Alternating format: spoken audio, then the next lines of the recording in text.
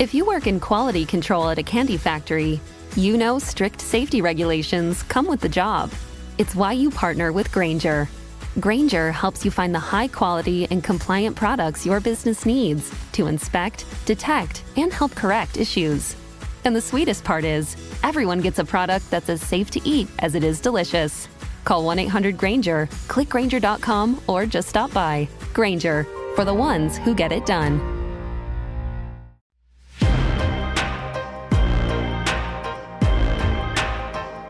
Welcome, everyone, to another episode of Streamed and Screened, an entertainment podcast about movies and TV from Lee Enterprises.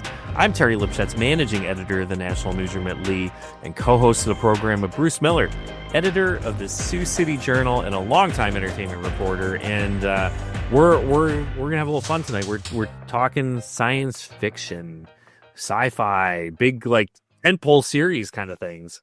Tara, I go back as far as the first of Doctor Who.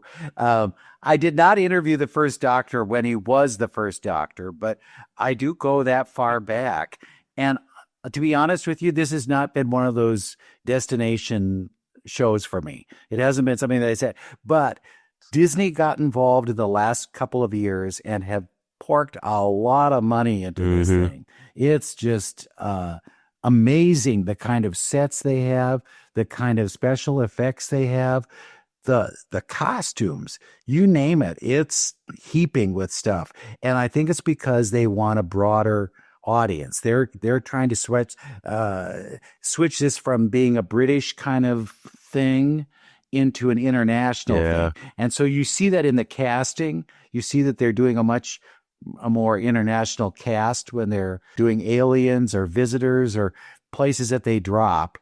They're trying to make it as inclusive as they possibly can. And they're, like I say, spending a ton of money on it.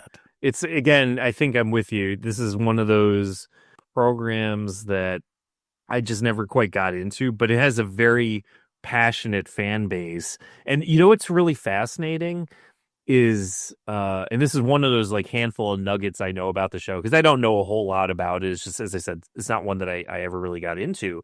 But it's been on for so long that there's this effort in place to try to track down past episodes. So, you know, like today, right? You record a program, it's saved, they put it in an archive, you can watch it again. And even a lot of American programs, like you can go and watch like all 9,000 episodes of Leave It to Beaver and things like that, right? But for whatever reason, when Doctor Who was first on the air, I think it was produced originally by the BBC, correct? Yes. And so what they would do is they would film the episodes, they would put them on a shelf, and then at some point they would erase the film or throw it away or reuse tape or whatever. And in some cases, like, there is just zero evidence that certain episodes were ever produced. Like, you cannot watch them. And there's this kind of effort underway to try and track down some of these lost episodes. In some cases, it's been somebody would find something, a fragment or whatever, and they've been able to archive it. But in other cases, there's just like large gaps out there of the original series, which is, you know, in today, in where we live with streaming and all that, that seems insane. But if you think about it, you know, back in the 1960s or 70s, when shelf space is at a premium, you just weren't a pack rat like you are now. You know, one year I was unable to watch the Academy Awards, and this is before any kind of taping or anything like that. And so I had friends use a reel-to-reel tape recorder to tape the Academy Awards so I could listen to them after I had gotten away. It was an appointment I had to go to. That could have been the only tape that really captured all of that. So it could be easily this. If somebody was taping episodes of Doctor Who on a tape recorder in the old school way of things, they might have had one of those tapes sitting around somewhere that I'm sure they'd love to have just to be able to recreate the script. They could redo these shows that are missing. Yeah. I mean, it's fascinating to see where this would be headed or where it could go. But now they're talking about he's the 15th Doctor, but they kind of see this as season 1 and season 2. So last season when he started, it was season 1 because they're, again, this reboot thing with Disney. They want to see that, yeah, there was a past and there were others, but here's where it's starting for us now. So Ncuti Gatwa, who plays the 15th Doctor, had a wild year. And I got a chance to talk with him and his new companion. That's the person that goes around with him, Varada Sethu. And she is the one who's also in Andor, which we'll get to. But they talked about what that first year was like for him and what this whole world was like opening up for her and how it compares to the Star Wars universe. So if we will, here's a cut from that interview. I'm Bruce Miller. It's a Sioux City Journal, and it's so great to see you. Ncuti, what was that first year like? A roller coaster, an absolute roller coaster that was going at 7,000 miles per hour. We reached the end, and it was like, wow, just shot a season of Doctor Who. Yeah. My God, how incredible and incredible. It just felt like an incredible feeling. Okay, well then did you give Varada any kind of advice when she got into all of this and say, okay, this is what you got to know? Yeah, it's going to be a roller coaster that goes at 7,000 miles per hour. Buckle up and enjoy the ride. How did this differ from Star Wars? Is it a whole different kind of setup, or? On Andor and Doctor Who, it was such a pleasure to be able to work on set properly with, real props, and it was kind of limited. The green screen stuff was quite limited, but very different tonally, and I loved just playing a very different character as well. Cinta's cold-hearted killer, and Belinda's very much, she's a warm, selfless, still a very confident, independent woman, but I loved that I got to explore so many more dimensions through Belinda. Can I ask, is she a nurse or is she a doctor? She's a nurse. Okay, so is this the first nurse that's ever been on Doctor Who? As a companion? Yeah. Yeah, it's the first nurse doctor. Why did it take them so long to think of having a nurse? I know. Who knows? It bizarre. And you get such a great costume change. I mean, at least in the clips and everything, it looks like Doctor Who has just this wardrobe that's how big? I mean, infinite. If you have access to all of time and space, you pick up a couple of pieces here and there. A little outfit from Neptune, a little from the different galaxies. Yeah, I think it is such like you were saying earlier, it is the costumes are incredible. I know traditionally on Doctor Who, there's always been one uniform that the Doctor wears, and that's become like a really iconic staple of Doctor Who. I find this to be such an interesting medium because it's like another mode of exploration. You get to explore what genre, what time period, what geographical location you're in, and I find it also just a cool narrative plot point that the TARDIS sort of instantly understands where they've landed and will dress them for the occasion, including their hair and makeup, which it's cool to have a big wardrobe. Well, did this get you to think about AI in the future? I'm thinking about AI in the future all the time, and it's scary. Yes, I guess a little bit. Yeah. I mean, Doctor Who tackles themes of today and our future, and I got worried about it, and I'm watching it. I'm not involved in it. You see what I mean? It's bizarre. What are the robots like? I actually found them really, really cute. I know that they were meant to be scary, and at times they were, but more just because of the actual size, like the bulk. We know the actors who are inside robots, which obviously makes it a lot cuter, and it was just so joyful, actually. The whole thing, it feels like you're a kid because, as an adult, you don't often get to interact with something that's so oversized. Right, when you're a kid, you've got memories of, I don't know, cars feeling massive or whatever. And so when this giant robot comes in through the kitchen and it's this, it looks like a toy that's been the opposite of Honey, I Shrunk the Kids.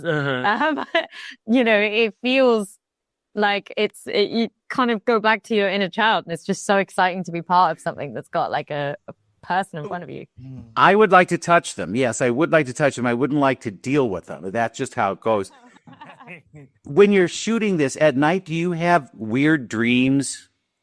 Yes. Yes. Yes. Yes. You do. Very weird dreams. I think the weirdest, the things that people find weird become very normal in my dreams. So the aliens, the robots, all of those become very normal. But I was saying this earlier, it's when somebody from your normal life comes in that feels bizarre in your dream. Like someone from home. What are you doing? Yeah, yes. Absolutely. Ncuti, you just did a play too. How is that swapping back and forth? I mean, is it possible? We think in terms of, all right, this is your identity and this is what you're going to be. But have you found that you can do those kinds of things? Certainly would hope to always, for the rest of my career, work in various different mediums of acting. It's interesting. I mean, before screen, I was, like you say, we tend to put ourselves in boxes. And before I came into screen, I always thought of myself as theatre boy and had that in my head all throughout Sex Education, Barbie, Doctor Who. I've always thought of myself like, I'm a theatre boy and I need to get back to the stage. And then getting back to the stage, I was like, oh my God, this is really hard. Where are the cameras? And so I'm going to definitely constantly always try to challenge myself with like I'm going to try to do like a screen project and a theatre project, screen project and a theatre project, just to Keep the love alive. Keep the love alive. And stage is such an amazing way of sharpening your craft, as is screen in a different way. But no, we're creatives. And so I think there should be no boundaries set on us. We can go wherever and do whatever and create wherever, and we shall. Well, thank you both so much. I appreciate it. Great good luck and pleasant dreams tonight. Thank you. You too. All right, Bruce, thanks for that interview. Yeah, so I mean, it's fascinating. Like Disney's got a couple, really big tentpole type of operations here. You've got your big Doctor Who fan base, you have Star Wars, and you get an actor who's doing both right now. So it was kind of interesting to get that take from somebody. Yeah, and she did get a different sense from both worlds. Now, this one, as she said, she liked the idea that there were live action kind of figures there that weren't just dropped in with special effects. It was people inside robot suits for one of the first episodes. Right. And when you can hug a robot, come on, how good does it get, She has perspective that maybe the most of us don't. Right. It's interesting to me now here too is like, where do you go to become a doctor in the Doctor Who universe? Is this like, several years of medical training? What kind of doctor are you? What is his specialty? Right. What is his specialty? And she's the first nurse. They've never Right. had a nurse as a companion, and that's odd. You'd Yeah. think somebody in 78 would have said, let's do that. Yeah. That is kind of interesting when you think about it. But yeah, there you go. So, I mean, Doctor Who is back. This is season 2 on Disney, For right? Disney, yeah. And it would be God knows how many, because they did repeat some of the doctors. Right. They did have, and they had tried to be very broad with their definition of who is the doctor old, is the doctor young, is the doctor what? Well, you don't know because the doctor don't know. shapeshifts. But he got the good wardrobe, so he's pretty fashionable now. I would say he's the styling doctor. So, speaking of these big series and then a little bit of a transition or segue, if you will, and that's Andor season 2, which is... and that's coming very shortly. Yeah, so, Andor season 2 will be back April 22nd. A little bit of a difference here. So I think I mentioned this on a previous episode, but the original plan was season 1 was going to take a look at a full year, I believe 5 years prior to what's referred to as the Battle of Yavin, which is the first movie in the series, way back in the 1970s, which is now, known as Star Wars Episode 4, A New Hope. But it would lead into the that show Rogue One, where you were leading into again that movie. So that's where the Cassian Andor story originally began in Rogue One, and then the final season, I guess it was originally conceived as a 5-season plan. That 5th season would lead into in the first few minutes of that Rogue One movie. Now, what has happened for budgetary reasons or It ain't whatever. 5. It ain't 5. So what they did is they decided we're just going to do 2 seasons. So season 1 was a full year, and then season 2, which I believe is 8 episodes, each 2-episode block is going to be another year in the timeline. So you're going to get kind of like, I don't know if I'd call it a full movie's worth of programming, but they're extended episodes. You stitch two to them together, and you kind of get a short movie.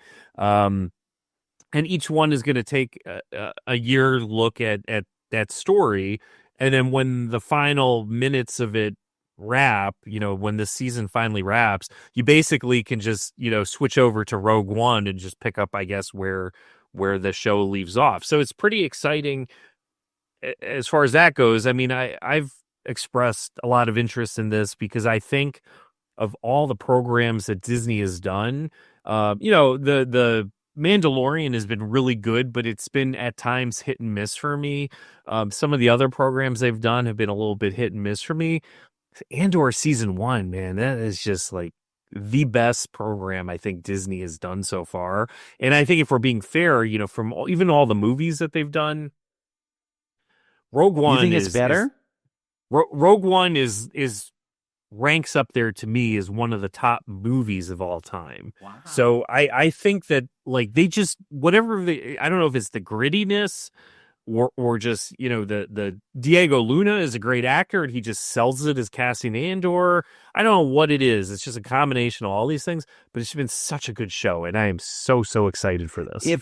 If you aren't though a hardcore Star Wars person, can you get in through this? Yes, because my wife watched Andor season 1 with us, and she's someone who casually likes Star Wars. She enjoyed it. Okay. So it's not there's like times, I feel like an outsider. Right. There's been times where, I've popped something on and she's just, she picks up her phone and starts scrolling. She watched Andor, and she enjoyed like The Mandalorian.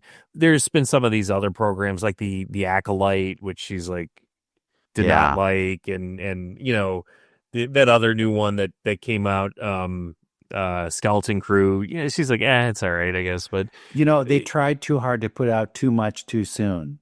Yeah, and it was better when it was, you waited for it. It was like, oh, I can hardly wait until the next whatever comes out. They were dropping things like crazy. Yeah, I think it's a combination of things. There's been too much too quickly, and I think some of the stuff was a little bit ill-conceived. I think that there is like any series that has a very big fan base, you will get a certain group of people that you basically can't please with anything, right? So you get that, like no matter what you do, it could be the best thing ever, and they're just going to be like, it doesn't stack up with the originals. Like, I hate it. It's terrible. Or you get the other ones that everything is wonderful, and you go, that was kind of dull. Yeah, exactly. So you get a little bit of that. Some of the stuff too with Disney has gotten some pushback from conservatives who, claim they've gone, Disney's gone woke. And that's been some of the issues with the Acolyte, is that there's been some characters that have not sat well with people. I don't really want to go too deep into that and kind of stoke those flames at all, but there's definitely been a perception of like there's some masculinity issues where it's like you've got too many female characters, which doesn't sit well with a certain group. All this stuff, and why not it's just like turn the channel?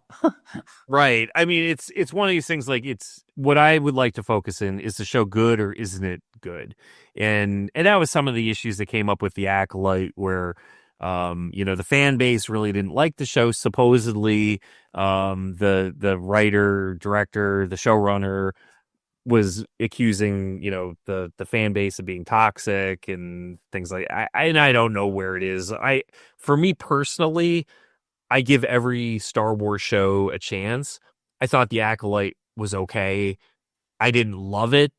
I didn't hate it. It was just kind of in the middle for me. I would have liked them to do a season 2 because they introduced a character at the end of it that I was like, oh, this might go somewhere. But, Disney canceled it, and we'll see where it goes. But, again, like Andor, at least season 1, they just nailed it from start to finish, and I'm so excited for this to come back. Now, will this be one that drops all at once, or is this going to be a weekly thing? They've generally followed the weekly model to keep it coming back. Yep. So are you good at that though? Are you good at coming back, or do you just tape them and then watch 3 or 4 at once? Andor I'm going to watch religiously as time permits.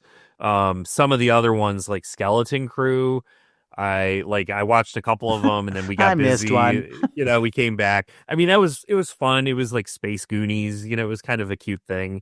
One season is totally fine. I don't need 2 or 3.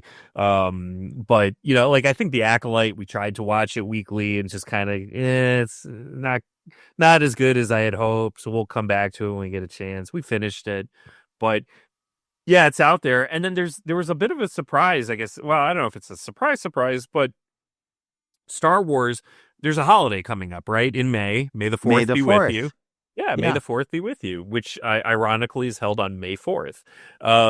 So the last few years, though, they've done a series of shorts. Now, Disney, if you go even before the purchase by Disney, Lucasfilm had a very popular animated program called The Clone Wars, which Dave Filoni was involved with, and a lot of people look to Dave as being kind of like maybe the next because he works so closely with George Lucas, a lot of fans have a lot of faith in Dave Filoni. The Anointed. So he's he came up through animation, but he's since taken on all the main projects like Mandalorian and all those things. And they've kind of rebooted, even though the Clone Wars has been off the air for quite a few years now. They've been doing a series of shorts, bringing back a lot of the characters from the Clone Wars, or introducing characters from other things, and stylizing it like the Clone Wars. So they did one called Tales of the Jedi. It was a handful of short episodes. They did that a few years ago. Then they did Tales of the Empire, and we have a new one called Tales of the Underworld, which brings us a few like bounty hunters. So we get, Cad Bane, who is a very popular Clone Wars bounty hunter, and we get Ventress, who is she was Count Dooku's like assassin who turned bounty hunter, and she's back in it, and she's she wields like dark powers and stuff. Very exciting stuff. So I saw the preview for this and I started geeking out. I love the Clone Wars so much, and I'm really looking forward to this. Do we ever get Darth Maul back in anything?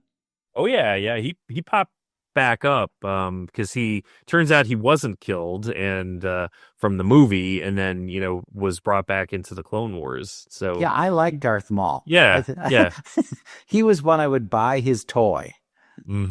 Just because it would keep people away from me, because I figure he's going to put a curse on them or something, and then they won't hang around. So it's exciting time now to be in the Star Wars universe. A lot of stuff. Again, it's been really hit and miss. Some of these shows have done well. A lot of them have kind of mixed reactions from the fan base, but hey, as long as you keep making them, I'm going to keep watching them, and then I'll just reserve judgment until the end. I'm. Have you ever been to Disney World, to the Star Wars area, or not? Not yet. We do have a little family vacation planned for this summer, and we're hoping to get there. You're going to drink the blue milk, or whatever milk. It is, and Yeah. Oh, that'll be fun. It will be. Yeah. Well, and it's not, and I don't think that area is recreated in any of the films. So it's kind of a new planet that you're hitting. Yep. And you get a chance to see what it's like in that world, but it's not specifically, oh my God, here comes R2-D2. Right. Yep. Yeah. So it's fun. I'm looking forward to it, and May the 4th be with you. You've got the Aliens thing coming too. That's another sci-fi film that I know series that will add to the strength of your ability to stay home night after night after night after night and watch these things. I know. Yeah, I'm pretty excited about that. My daughter, who's a bit of a sci-fi fan like me, wants to watch the Alien films with me. So she's 14 now. I know a lot of them are rated R, but it's kind of more like, scary stuff. It's not really the other stuff. So I think I'm okay with her watching it. I probably started watching them around her age. It's just as long as you don't mind a potential alien nightmare at night, I guess you're okay. But yeah, she wants to see that. She wants to see Jaws, so it's a lot of stuff that's right in my wheelhouse. Black Mirror is coming back, and that's a real anthology series of a mixed bag. And I tell you, I've only seen 2 episodes of the new season, but it is what you call a mixed bag. And it does weigh on things that you go, oh, I never thought of that. That would be interesting. So be ready for it. Yeah. Wow, it's just so much. And then, of course, I know it's not a TV series, but we have another Jurassic Park movie coming this summer. So, and I'm all in. I am there. Yeah, totally. I'm with you there. So, all right, a lot of stuff out there, a lot of science fiction coming back, some big things, Doctor Who, a bunch of things from Star Wars, of course, looking ahead towards Alien and Jurassic Park and Black Mirror, all these things. So, get ready to enter your sci-fi universe and have some fun, and we'll be back again next week with another episode of Streamed and Screened.